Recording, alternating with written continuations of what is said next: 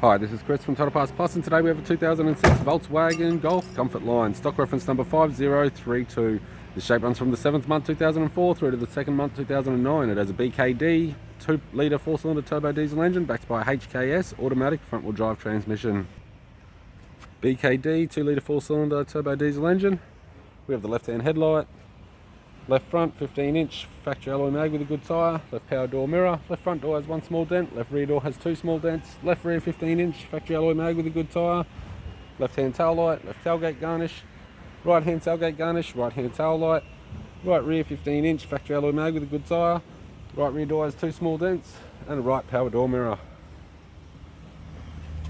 We have the driver's side door trim, power window master switch. This vehicle is fitted with grey cloth interior, automatic console, automatic gear shifter, heater controls, factory single stack CD player, interior mirror, courtesy lamp, sunglass holder type, left hand sun visor, right hand sun visor, instrument cluster, and a tidy 3-spoke leather steering wheel with cruise and audio buttons.